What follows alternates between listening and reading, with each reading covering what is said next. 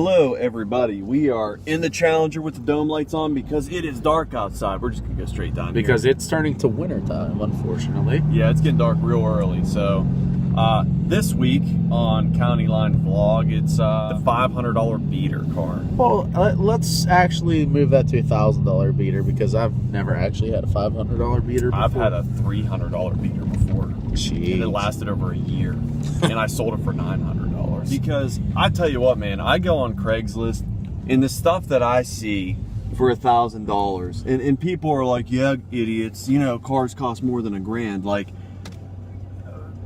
they're just garbage, man. It's Some like, of them are. Oh man, a lot of them are. I mean, they're bad. You know, I saw one, like, I looked at it, and the funny thing is, you go on a Craigslist ad, and it's like, you know, power windows work, radio works, this and that, motor tranny or shot. Like, what? They want like $1,500 for this thing. And the worst, man, are Jeep owners. Like, they think their stuff is worth $1 million, and it's like, dude, I don't want your beat-ass Woods buggy. Actually, I hate to rip on Subaru owners, but since I've been looking for Subarus, it literally, I went on a few ads on even Facebook Marketplace. It was, oh, I got a WRX. It has blown head gaskets. I want $4,000 for it. Yeah. Like, it has blown fucking head gaskets. Why do you want so much for it? Dude, put the pipe down. It's not worth $4,000. Oh my god. Like, you're not, like, there was not one. only that, but it's beat, dude. Yeah. Cars, you know, 150, 200,000 miles. Doesn't matter. As soon as some kid gets in it's like, listen, I'm not ripping on Subaru guys, but it's like keys, check. Vape, check. Dump the clutch at $5,000. Like, every Subaru you get. I bought, my first car was a Dodge Daytona. I bought it off of a car lot.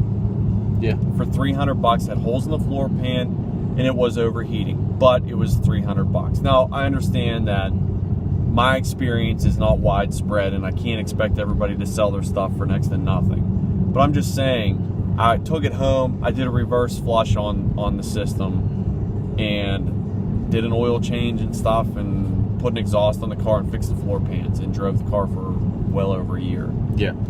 Now, you know, if you're selling your car for $1,000, no doubt the thing's going to need work. And, you know, I understand that, but these people that have just these hunks of garbage, it's just, I don't know. It's just ridiculous to me. Oh yeah. Like, sorry, your car's not worth moving. Like, Land Rovers and stuff. Yeah, Land Rovers with all their issues they have. I know. And then the parts are junk. And then they're junk. People are trying to sell them for $1,000 because they're trying to fix them. Dude, they're trying to sell them for like $3,000-$4,000, and they're like, they got issues with them. Yeah, and the sad part is the parts are so fucking expensive. Oh, look, it's Tanner. We're gonna have to pause the video. Hello. We're doing a video log. Oh yeah? Yeah. I was like, who the fuck is this pulling up next to me? To clean that thing. Dude, it's filthy. All right, back to it. Back to it. And I did lie at the beginning of the video. I just thought of something that... What? The Celebrity. I don't know if you've ever heard me talk about that. Oh, you had a Chevy Celebrity. Technically, my dad bought it. I drove it until the Cordoba was done. We paid $500 for that car. Mm-hmm. Let me just tell you, it needed a fuel pump when we first got it. But damn. The thing sounded like a diesel, but it ran like no tomorrow. I've had a lot of cars that look like hell, but dude, they just ran. Well, like, this thing didn't even look like hell. It was clean, solid. It was a 4-door. I tell you, who was the king of beater cars was Tanner, man. Yeah. Tanner had this Subaru. He got it for free. He did. It was a hatchback. It was a stick, and he rocked that thing all winter. That shit. It was red. Yeah, I can't remember what kind it was. He got it for free for some old lady. Yeah. So yeah, that car was pretty badass. I have a soft spot for beaters. I just think beater cars are awesome. I know. Like, I honestly, at points, enjoy beater cars more than I enjoy, like, my race car. Well, because you'll always have stories and shit to tell about beater cars, or how this one broke down on you and how'd you fix it or how'd you get it home. And I bought my Turismo for $300 and needed an engine. Yeah. I put an engine in and drove it for like a year and a half. And I had issues with it because it was, I think I was like 17 or 16. I was learning. It's the first engine I ever put in a car. So, yeah. You know, you're not going to just do that and not have issues, you know, learning. I mean, hell, I bought a Nissan pickup. Bought it for $1,000. It was a 97 hard body. I bought this thing 309,000 miles. Nobody wanted to touch it. It had a wooden flatbed on it. Rust everywhere. Dude, the thing did burnouts like no tomorrow. It was a 5-speed with a 4-cylinder, and I just would take the $6,000, drop the clutch. Dude, we picked up my quad with that thing. Yeah, and I did a burnout too. Oh, yeah, we did. I'm like, oh my God, don't break down. We're in the middle of nowhere.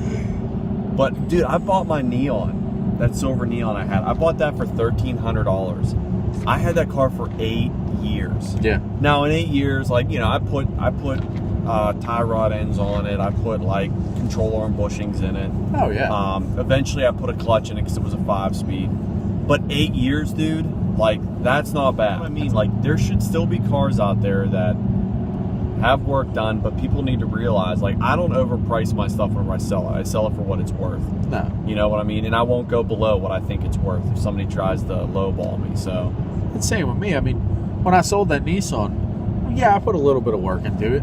I probably had $100 in body panels, like with a hood, fender, and a whole bed. I paid $30 for a whole bed. I got it down south. You can't beat that. No. Oh my God, that's ridiculous. And then I gave it a $13 paint job. I went to Walmart, got a whole bunch of flat black spray cans, and I took my time. I did it right. I wiped it down with lacquer thinner. Is there a right way to flat black a car? Is there a right way to do that? I mean, if you want to consider the right way in your driveway, all masked off in the wind. I guess there's a better way to do it. Okay, better way. You know, by the time I sold it, I bought an extra set of wheels for it and stuff. They were 17s and 17 factory Nissan wheels. They fit right on. I sold the truck for $1,300. It had 330,000 miles when I sold it. It still ran perfect. That thing was a beast, dude. Yeah. Like, I tell you what, I have a lot of respect for Nissan after that because yeah, that truck, I mean, that's a lot of miles. Like, I've gotten like 250,000+ miles out of engines and stuff like that, but once you pass that 300 mark, it's a lot. That's a lot, man. And ask him, that truck took so much abuse. I would pull up to my friend's house and literally take the $6,000, drop the clutch, and do a burnout. I did burnout so much in that truck, just screwing around. Roger is like a chronic burnout. Like, not burnout as in drugs, but as in like frying the tires on like every vehicle he owns. Except for the Dart. Except for the Dart, because I think that we've all learned a lesson after the last vehicle that you had.